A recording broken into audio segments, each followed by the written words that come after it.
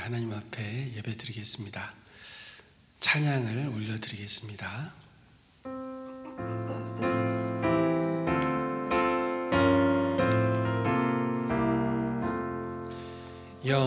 영광의 왕께 다 경배하며 그 크신 사랑 늘 찬송하라. 예부터 영원히 참방패시니 그 영광의 주를 다 찬송하라. 능력과 은혜 다 찬송하라. 그 옷은 햇빛 그 짚은 궁창 그 노래 소리로 주노하시고 폭풍의 날개로 달려가신다. 저 아름답고 놀라운 일이 가득한 이 땅 다 주의 조화.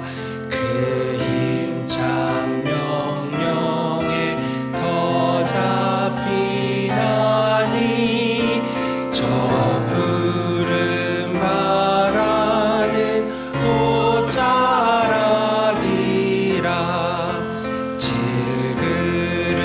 질그릇같이 연약한 인생 주 의지하여 늘 강건하리. 온 백성 지으신 만왕이시니 그 자비 영원히 변함없어라.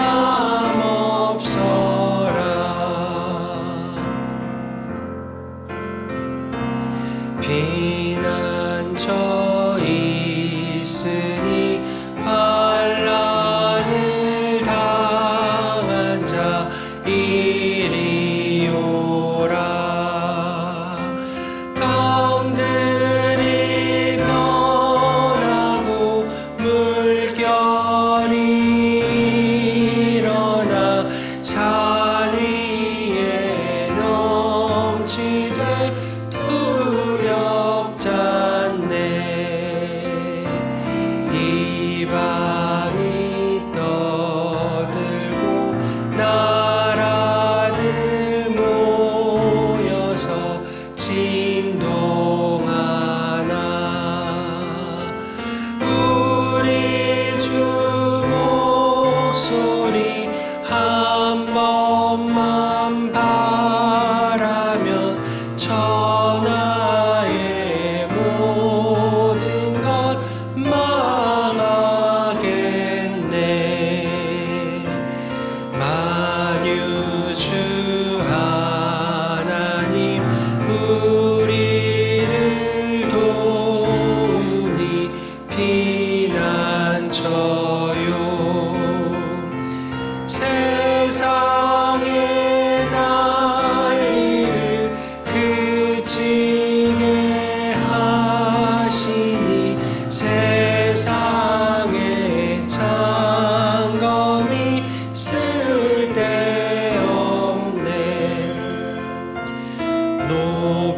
높으신 하나님 우리를 구하니 할렐루야. 괴로움이 심하고 환난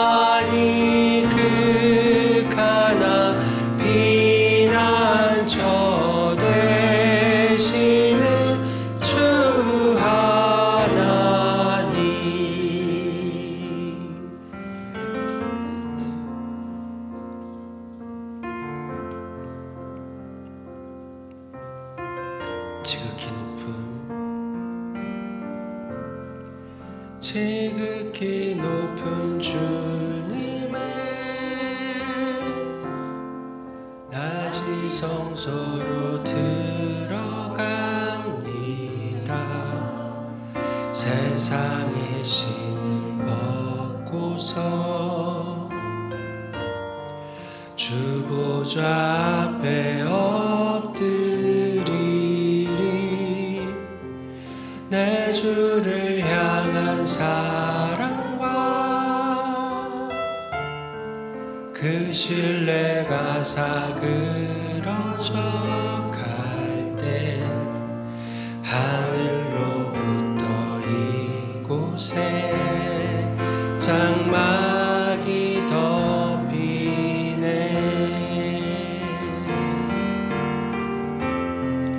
이곳을 덮으소서.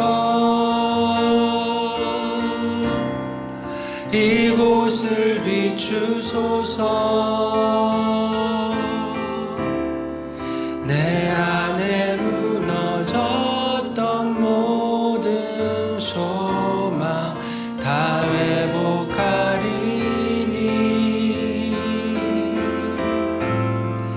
이곳을 지나소서. 이곳을 만지소서.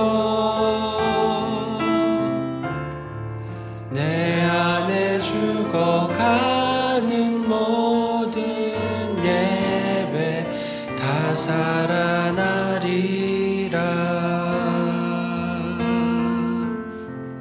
지극히 높은 주님의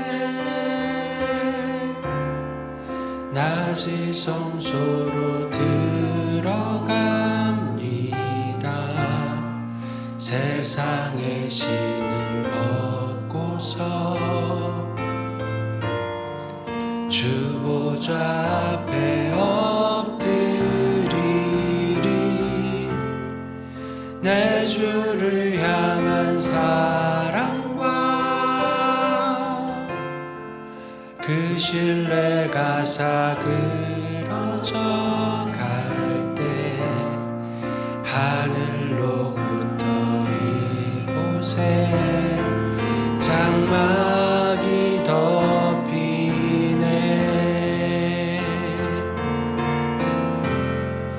이곳을 덮으소서. 이곳을 비추소서. 내 안에 무너졌던 모든 소망 다 회복하리니. 이곳을 지나소서. 이곳을 만지소서. 내 안에 죽어가는 모든 예배 다 살아나리라. 이곳을 덮으소서. 이곳을 덮으소서. 이곳을 비추소서. 내 안에 무너졌던 모든 소망 다 회복하리니. 이곳을 지나소서. 이곳을 만지소서. 내 안에 죽어가는 모든 예배 다 살아나리라.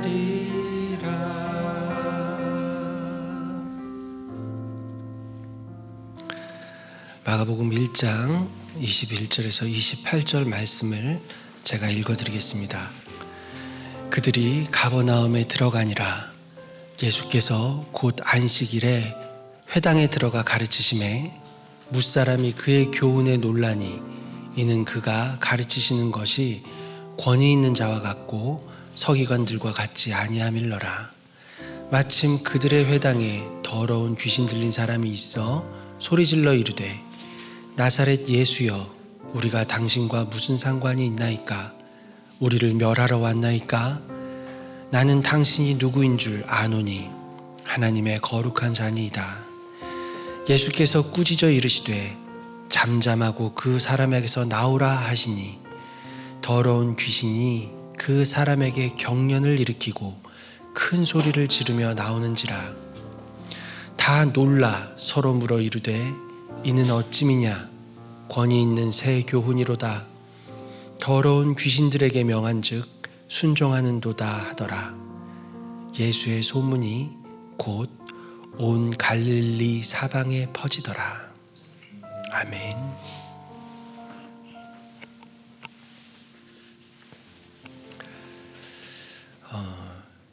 제가 어린 시절에 살던 동네에 이제 바로 옆에 판자촌이 있었어요. 산동네라고도 부르는 그런 판자촌이 있었는데 이곳에 한번 들어가면 길을 잃기가 쉬웠습니다. 집도 집이지만 이 길들이 얼마나 복잡한지 막 미로처럼 돼 있어요. 그런데 제가 어린 시절에 고등학교 때입니다. 그때 이제 제 친구들이 가출을 한 거예요. 남자아이들이 자유를 찾아서 한 대여섯 명이 가출을 했는데 문제는 그 중에 딸내미가 하나 섞여 있는 겁니다. 이 딸내미가 학교도 다니기 싫고 좀 엄마 아빠에게서 벗어나고자 했겠죠. 그래서 가출을 한 거예요. 그래서 이 판자촌에 방을 하나 얻어가지고 애들이 모인 거예요. 근데 그 애들도 이 길을 잘 못 찾아요. 한 번만 잘못 길을 들어가면 어딘지 못 찾는 거예요. 그런 집이에요. 근데 거기서 이제 가출을 해서 모였어요. 첫날이에요. 자유다 했겠죠. 그런데 갑자기 그 딸내미 엄마가 딱 나타나는 겁니다. 그 집에. 당연히 딸내미 머리끄댕이를 잡고 데려갔겠죠. 제가 알기로는 이 딸내미가 그 뒤로도 한 두세 번 더 가출을 시도했다고 해요. 그런데 그럴 때마다 하루를 넘기지 못하고 이 엄마가 이 딸내미를 찾아옵니다. 그래서 딸내미 머리끄댕이를 잡고 데려가는 거예요. 그래서 결국에는 가출을 포기했어요. 어떻게 이 엄마는 얘가 어디 있는지 알았을까요? 예, 여러분, 이 엄마가 무당이었습니다. 우리는 어린 시절에 친구들이 모여서 가출 얘기를 하면요, 이 얘기를 빼놓지 않고 했어요. 해도 너무 재밌었거든요. 그 딸내미 얼굴이 지금도 기억이 납니다. 여러분, 요즘은 가짜 무당도 많고 가짜 목사도 많아서 그렇지만 진짜가 있습니다. 그리고 진짜 무당분들은 귀신이 함께 합니다. 물론 이분들은 제가 귀신이라고 하면 기분이 나쁘겠죠. 똑같은 신인데 뭐 하나님하고 레벨은 좀 차이가 나더라도 신이라고 말하고 싶겠죠. 그런데 여러분, 그렇지 않습니다. 성경은 분명하게 귀신들이라고 이야기합니다. 자, 사탄. 여러분, 사탄은 히브리식 표현이죠. 하나님을 대적한 거예요. 어떤 사람들은 하나님이 이 악마를 창조하셨다, 악을 창조하셨다 이렇게 말하지만 우리 개혁신학에서는 그렇게 얘기하지 않습니다. 하나님이 악을 창조하신 것이 아니라 영을 창조하셨는데, 천사를 창조하셨는데 이 천사들이 하나님을 대적한 거예요. 그 대적한 영들의 우두머리를 우리는 사탄이라고 말합니다. 이것을 이제 헬라어로 그리스식으로 바꾸면 디아블로스, 무슨 게임 이름 같죠? 디아블로스, 우리말로 하면 마귀 이렇게 얘기하는 거예요. 사탄이나 마귀나 다 이제 귀신들의 우두머리를 얘기하는 겁니다. 그리고 그 밑에 이제 수많은 귀신들, 이것은 이제 다이모니온이라고 해서 데몬, 흔히들 우리가 귀신이라고 부르는 귀신의 무리입니다. 항상 복수로 쓰이고요. 그런데 여러분, 우리가 흔히 이제 사탄과 하나님이 뭐 싸우거나 뭐 이렇게 뭐 전쟁을 한다거나 이런 이미지를 갖고 있는데 이건 잘못된 겁니다. 뭐 천사하고 악마가 싸울 수는 있겠죠. 그런데 사탄은 하나님의 피조물이에요. 하나님이 창조하신 하나님의 피조물입니다. 결코 전지하지도 않고 전능하지도 않고 그런 존재인데, 이들은 하나님이 허락하시는 범위 안에서만 활동을 하는 거예요. 이들은 하나님의 권한 밖에 있는 것이 아닙니다. 아니, 그렇다면 왜 하나님은 이런 사탄에게 세상 권세를 다 가지게 내버려 두셨을까요? 여러분, 그것은 하나님이 힘이 없어서가 아니라 우리가 하나님 없이 살고자 하니까 우리가 겪어야 하는 거예요. 하나님 없이 살고자 하니까 사탄이 다스리는 세상을 우리가 살고 경험해야 하는 거예요. 아니, 목사님, 나는 하나님도 싫지만 사탄도 싫습니다. 이렇게 말할 수 있을 것 같아요. 그런데 코넬리우스 반틸이라는 정말 어마어마한 학자가 그런 말을 하죠. 중립지대는 없다. 하나님을 믿거나 그렇지 않거나 하는 것이 존재할 뿐이다. 그리고 또 어떤 사람은 이렇게 주장해요. 사탄이 가장 신경을 많이 쓰는 것이 뭐냐면 중립지대가 있는 것처럼 사람들을 현혹한다는 거예요. 그러니까 하나님을 믿거나 사탄을 따르거나 하지 않는 중간에 중립지대가 있다. 이렇게 말하고 싶어 한다는 거예요. 여러분, 그렇지 않습니다. 중립지대는 없습니다. 사탄을 섬기는 사람들이 갈수록 늘어나죠. 그 이유가 있어요. 사탄 성경이 있대요. 그 사탄 성경 1장 1절에 보면 정말 그런지 확인은 안 해봤지만 이런 거래요. 네 인생의 주인은 너다. 너는 네 맘대로 살 권리가 있다. 뭐 이런 거. 여러분, 맞는 말이잖아요. 그럼 교회에서는 어떻게 얘기해요? 네 인생의 것은 네게 아니라고 얘기하나요? 아니에요, 여러분. 우리가 이런 말 하죠. 너의 인생은 네 것이 아니라 하나님 거야. 이런 말 하죠. 여러분, 그렇다면 이것이 우리의 인생을, 하나님은 우리의 인생을 가져가시는 분인가요? 뺏어가시는 분인가요? 우리는 교회에 와서 찬송하면 불러야 되나요? 우리의 인생은 우리 게 아니니까 우리는 찬송하면 부를까요? 우리의 존재 목적이 찬양하는 거라고 성경이 그렇게 말하니까요. 여러분, 그렇지 않습니다. 하나님은 내가 가장 나다운 삶을 살기를 원하세요. 내가 멋지게 이 세상을 살기를 바라세요. 여러분, 그것이 하나님께 찬송이 되는 거예요. 그런데 악마는 아주 교묘하게 속입니다. 내가 나답게 사는 것이 나의 인생인데 그게 아니라 너 맘대로 살아. 네 인생을 다 망가뜨려. 엉망으로 살아도 돼. 왜? 너의 인생은 네 거잖아. 여러분, 너무 그럴듯하잖아요. 그렇죠? 네 인생은 너 거니까 네 인생 다 망가뜨려. 아니, 내 인생이 내 거면 왜 내 인생을 망가뜨려야 하죠? 근데 망가뜨리는 것만이 내 인생이 내 거인 것처럼 사는 것처럼 좀 말이 이상한데요. 사탄은 아주 교묘합니다. 여러분, 하나님께서는 우리 인생을 뺏는 분이 아니세요. 오히려 우리에게 이렇게 말하실 거예요. 왜 너는 너 인생을 살지 못하니? 왜 남들이 원하는 삶을 살고 있니? 왜 네 엄마 아빠가 원하는 삶을 살고 있니? 너는 너답게 살아. 괜찮아. 하나님 이런 말씀 우리에게 하시는 거예요.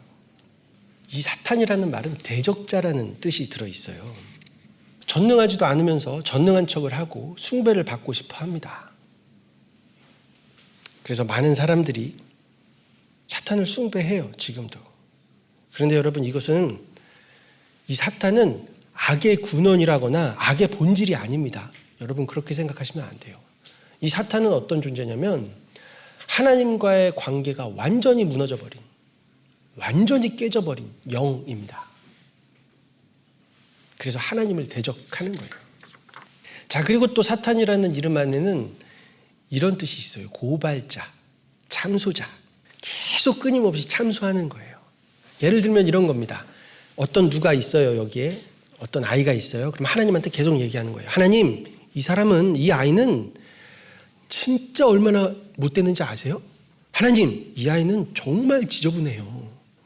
하나님, 이 아이는 정말 나쁜 짓을 진짜 많이 했어요. 하나님, 이 아이는 정말 경건하지 못하고요. 정말 추해요.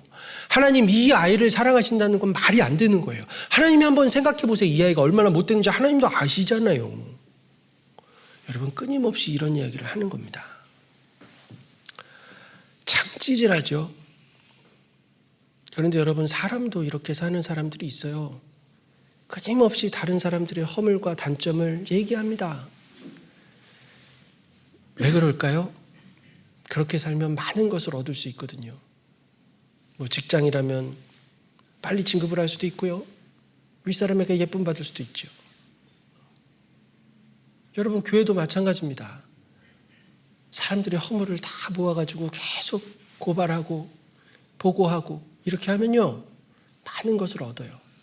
교회는 한 걸음 더 나아가서 그것을 충성되다라고 포장해 줍니다. 그런 것이 필요하니까. 여러분, 예수 그리스도를 믿는다는 것이 무엇인지 너무나 몰라서 그래요. 예수님이 교회를 다스리시는데, 이 세상을 다스리시는데 뭐가 걱정이 돼서 그런 것을 알아야 합니까? 예수님을 의지하는 것이 무엇인지 모르니까 겁나는 거예요. 두려운 거예요. 그래서 다 알고 싶은 거예요. 그래서 사람들이 죄책감 없이 남의 허물들을 모아다가 막 갖다 바칠 수 있도록 그것이 충성이다 이렇게 포장해 주는 거예요. 그리고 사탄은 또 어떤 존재냐? 우리를 미혹합니다. 여러분, 성경은 사탄을 거짓의 아비라고 그러는데요, 우리는 흔히 그래서 사탄이 그냥 우리를 보면 계속 거짓말만 한다고 생각해요. 여러분, 사탄은 멍청한 존재가 아닙니다. 너무너무 똑똑하고 지혜롭고, 여러분, 뱀처럼 지혜로운 동물이 없었다 이렇게 얘기하잖아요. 거짓말만 하면 아무도 안 속습니다. 사실을 얘기합니다. 여러분, 선악과를 하나님이 따먹지 말라고 했을 때 사탄이 나타나서 하와한테 그러죠. 야, 하나님이 세상에 동산 나무 실과를 다 먹지 말라고 하셨다면서? 여러분, 사탄이 몰랐을까요? 하나님은 선악과만 먹지 말라고 그러셨지 동산의 모든 과일들을 다 먹어도 된다고 그랬어요. 그런데 사탄은 야, 하나님이 정말 동산나무 실과 아무것도 먹지 말래? 여러분, 이렇게 바꾸는 거예요. 진실을 얘기하다가 살짝 하나만 꺾으면요, 너무나 다른 이야기가 돼버려요.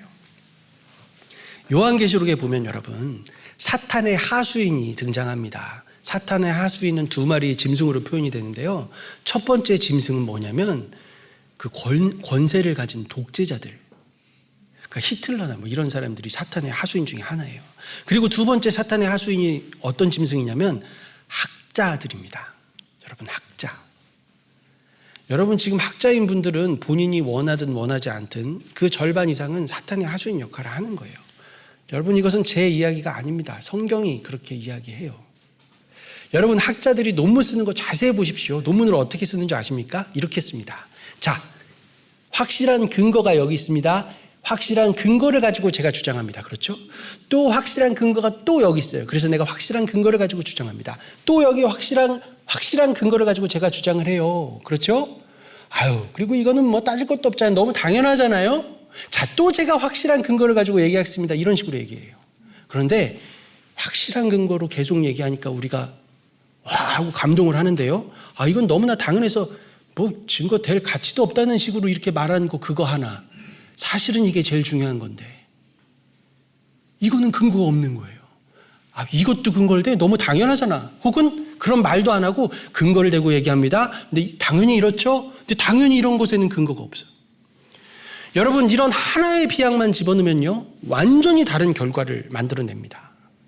그래서 머리가 똑똑한 사람들, 논문을 아주 잘 쓰는 분들은요, 마음 먹으면 이렇게 결론을 낼 수 있고요, 또 마음 먹으면 이것과 정반대되는 결과로 논문을 완성할 수 있습니다. 논문 통과할 수 있습니다. 이분들은 머리가 좋거든요. 여러분, 논문이라는 거 여러분 통과하고 싶으세요? 제가 100% 통과하는 방법 가르쳐 드릴게요. 자, 기존에 우리가 정말 진실되게 진리라고 믿고 있는 어떤 가치가 있어요. 그러면 근거를 가지고 얘기하셔야 돼요. 어떤 근거를 가지고 얘기하되 결과가 알고 봤더니 우리가 그동안 그 오랫동안 진리라고 믿었던 이것은 그것이 아니더라, 이렇게 결과를 내잖아요. 그럼 100% 통과합니다. 그런데 여러분, 이거 굉장히 쉬워요. 왜냐하면 비약 하나만 집어넣으면 돼요. 근거를 대고 근거를 대다가 이런 것도 근거를 대요? 혹은 이거 너무 당연하잖아요 하면서 비약 하나만 딱 집어넣어요. 근거 없는 얘기를 하나만 딱 집어넣어요. 그러면 기존에 우리가 믿었던 것들 다 부정할 수 있습니다. 여기 박사분들 혹시 계시면 아마 제 말이 맞을 거예요. 그렇죠? 맞아요. 교수님들이 중요하게 생각하는 것, 그분들이 갖고 있는 가치 여기만 맞으면요, 그분들 비약 다 찾아내지 못합니다. 못 찾아냅니다. 그런데 안타까운 게 뭔지 아십니까? 지금은 신학자들도요, 하물며 목사님들도요, 이것이 성경에 비추어서 참이냐 거짓이냐 이런 것에 관심이 없어요. 무엇에 관심이 있냐면 이것이 학술적인가, 학술적인가, 학술적이지 않은가. 그래서 성경이 아무리 아니라고 해도요, 이게 학술적이면요, 오케이 받아들이는 거예요. 여러분, 예수님 오실 때가 정말 됐어요. 학술적이면 다 오케이입니다. 그런데 여러분, 하나님의 아들 메시아가 이 땅에 왔습니다. 이분은요, 어떤 이론을 근거를 가지고 설명하거나 주장하거나 설득하는 분이 아닙니다. 이분이 바로 근거시거든요. 이분은 근거를 대고 주장할 이유가 없어요. 하지만 학자들은 반드시 어떤 주장을 하려면 근거를 대고 주장을 해야 됩니다. 누구라도 아무리 명성이 높아도 주장할 때는 근거를 가지고 해야 돼요. 그런데 근거가 필요 없는 근거이신 분이 와서 이야기를 해요. 어땠을까요? 사람들이 듣기에. 여러분이 성경에 보면 이렇게 얘기합니다. 22절 보면 무사람이 그의 교훈에 놀라니 이는 그가 가르치시는 것이 권위 있는 자와 같고 서기관들과 같지 아니함일러라. 이 서기관들을 2번 죽이고 있죠. 사실은 서기관들이 권위가 있는 사람들이잖아요. 그런데 지금 성경은 서기관처럼 권위 없지 않더라. 2번 죽이고 있어요. 여러분 어찌 보면 당연한 겁니다. 근거 그 자체이신 분, 내가 곧 길이요 진리요 생명이신 분, 진리 그 자체이신 분이 오셨으니 놀라는 것이 당연합니다. 에클레손토, 이 놀랐다는 단어는 미알료로 지금 쓰이고 있는데요. 반복적이고 반복적으로 강한 충격을 받았다는 뜻이에요. 그러니까 예수님이 말씀하실 때마다 사람들은 충격을 받은 거예요. 오! 어떻게 저렇게 설명하실 수가 있지? 어떻게 저런 말씀을 하실 수가 있지? 이렇게 놀란 겁니다. 그런데 여러분 놀랄 만도 하지 않을까요? 진짜가 나타난 거잖아요. 예수님은 찐이잖아요. 그런데 여러분 사람들은 이런 하나님의 아들이 이 땅에 왔음에도 불구하고 놀라기만 하지 이분이 누군지를 알아보지를 못합니다. 세례 요한도 알아보긴 했지만 나중에 긴가민가 하잖아요. 그런데 오늘 본문에 예수님을 한눈에 알아보는 존재가 등장합니다. 가장 먼저 예수님을 알아봤다고도 할 수 있죠. 누굽니까? 바로 귀신 들린 사람입니다. 여러분, 귀신은 예수님이 하나님의 아들이라는 걸 아는 거예요. 거룩한 자녀이다. 다른 복음서를 보면 하나님의 아들이다라는 표현도 하죠. 귀신은 알고 있는 거예요. 하물며 신앙생활을 하는 우리들 중에서도 이것을 잘 모를 때가 있을 때가 있는데 이 귀신은 이거는 믿는다기보다는 사실을 알고 있는 거예요. 근데 좀 이상합니다. 귀신이 예수님을 하나님의 아들임을 알고 있다. 우리는 예수님을 믿으면 구원받는다고 알고 있는데 그러면 이 귀신도 예수님을 믿으니까 하나님의 아들임을 믿으니까 구원받는 걸까요? 여러분 그렇지 않죠? 그러면 도대체 성경이 말하는 믿음은 뭘까요? 믿으면 구원받는다고 하는 그 믿음.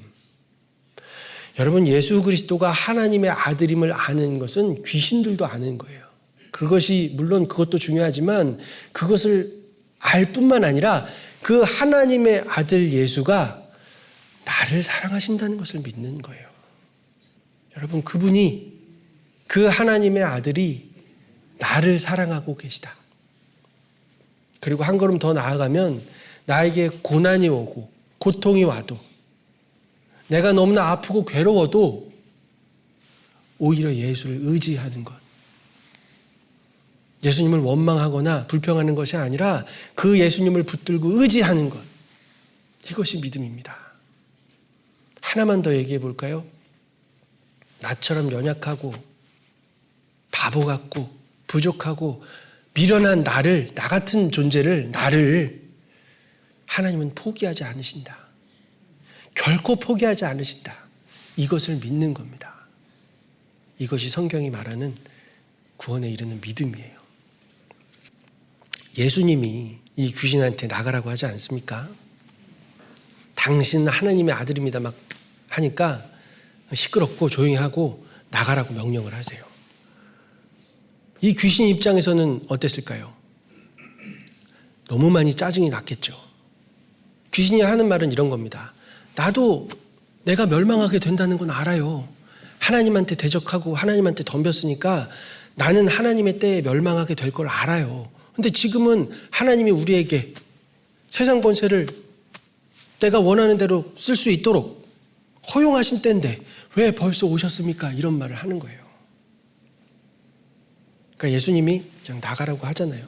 복잡한 얘기 안 하시고 나가라고 하시니까 귀신이 예수님 앞에서 할 수 있는 것은 딱 2가지밖에 없었어요. 그 사람으로 하여금 경련을 일으키게 하고 소리 한번 크게 지르는 겁니다. 여러분, 귀신이 할 수 있는 건 그게 전부였어요. 예수님이 나가라면 나가야 하는 겁니다. 여러분, 어떤 일이 일어난 걸까요?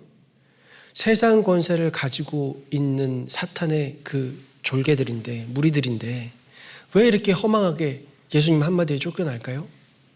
학자들은 이렇게 얘기합니다. 예수 그리스도가 이 땅에 온 그것 자체가 사탄의 나라가 무너지는 것이다. 하나님의 아들이 왔기 때문에 하나님의 나라가 이 세상 나라로 침투해 들어온 것이다. 이렇게 이야기하는 것이죠. 하나님의 나라의 실질적 도래를 보여준다, 뭐 이런 얘기를 합니다. 그리고 벌코프라는 학자, 우리 개혁 신학자 중에 아주 이 개혁 신학을 이끌어가는 학자인데요. 이렇게 이야기합니다. 사탄의 나라에 대한 하나님의 심판이다. 그러니까 사탄이 그동안 이 세상을 얼마나 엉망으로 만들어 놓았겠어요? 그것에 대한 하나님의 심판이 드디어 이루어지고 있는 것이다. 이렇게 보기도 합니다.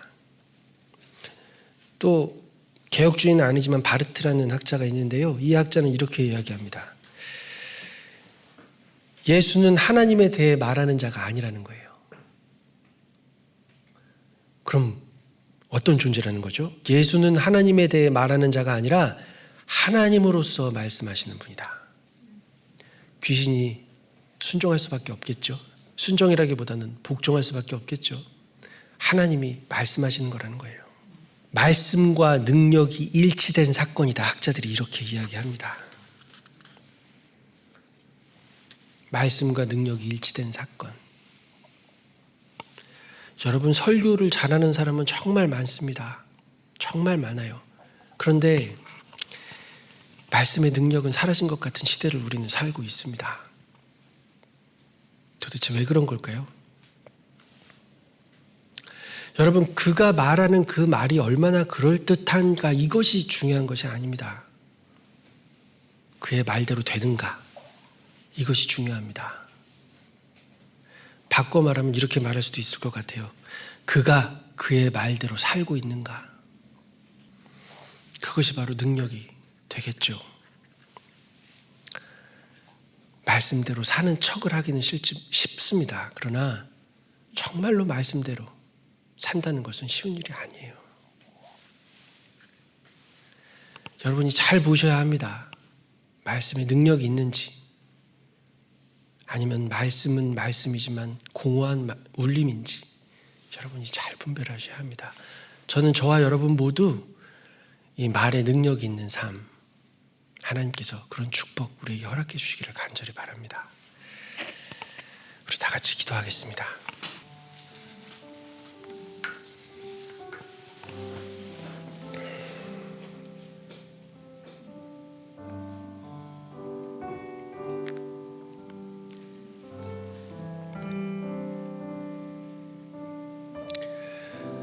우리 다 같이 기도하면 좋겠습니다.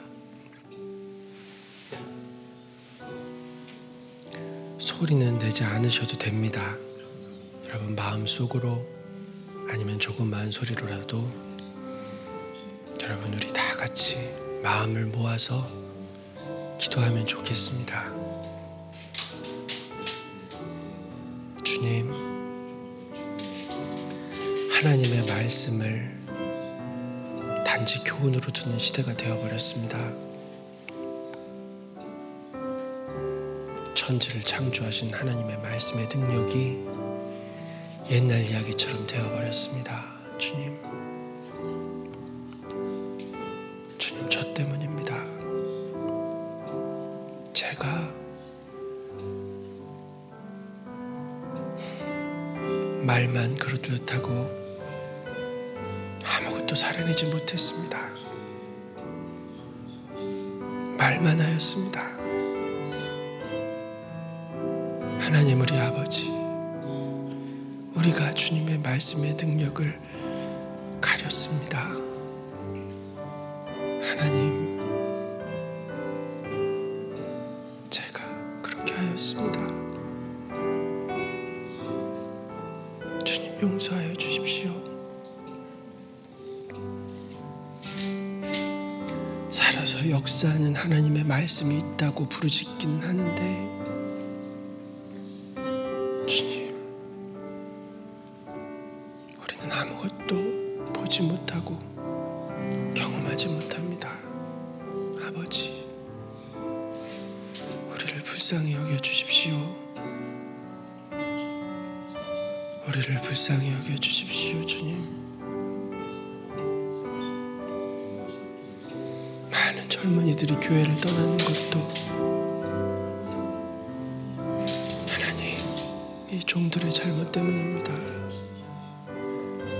우리에게 권위가 있다 하면서, 내 말대로 해야 한다 하면서 말씀대로 낮아지지는 못하고 말씀대로 섬기지는 못하고 내 주장만 하였습니다. 하나님, 이렇게 사람들을 다 떠나보내고 이제 와서 후회합니다. 교회로 와달라고, 교회로 와달라고. 아버지, 우리의 배역함을 용서해 주십시오. 하나님, 그러나 죽음을 이기시고 부활하신 하나님, 그 하나님께서 하나님의 능력으로 우리의 죄와 허물을 다 덮고 다 용서하시고 하나님의 자녀들을, 잃어버린 양들을 불러주실 것을 믿습니다. 하나님, 방황하고 있는 어린 양들을 불러주십시오. 이끌어 주십시오. 비록 이런 종들이 못난 것은 사실이지만 하나님께서는 너무나 위대하시고 하나님께서는 너무나 멋지시고 그 사랑이 너무나 풍성하다는 것을 주님의 이름을 위하여 주님 일하여 주십시오. 이 종들은 주님 덕을 좀 보겠습니다. 주님 덕을 많이 보고 싶습니다. 하나님, 주님의 보혈의 능력으로 그렇게 하여 주십시오. 주님, 함께 기도하는 우리 권사님들, 장로님들, 집사님들, 하나님 그 마음 헤아려 주시고 하나님 나라가 세워지기를 간절히 바라는 우리들에게 하나님 위로하여 주시고 은혜 베풀어 주시고 격려하여 주시고 북돋아 주시기를 감히 바랍니다. 아버지요, 아버지요, 하나님 나라가 임하고 승리하고 하나님의 거룩한 영광이 우리 모두를 압도하는 그 날이 반드시 올 줄 믿겠습니다. 아버지, 믿음대로 하여 주시옵소서. 믿음대로 하여 주시옵소서. 우리의 어리석음과 잘못이 크면 클수록 하나님의 은혜가 더하는, 하나님의 사랑이 더하여진 그런 놀라운 일들이 주님 일어날 수 있도록 주님 인도하여 주시옵소서. 주님, 아버지, 아버지,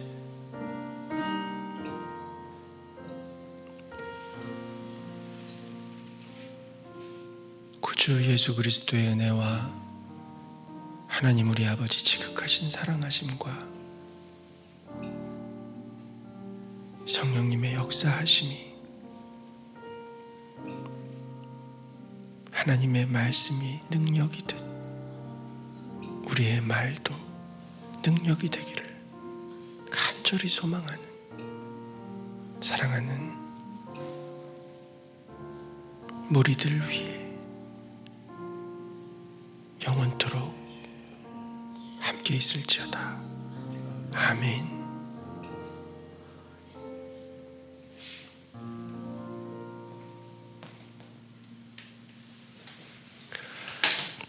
감사합니다. 사랑하고 축복합니다. 하나님께 영광의 박수 한번 올려드리겠습니다. 이곳을 덮으소서, 이곳을 비추소서.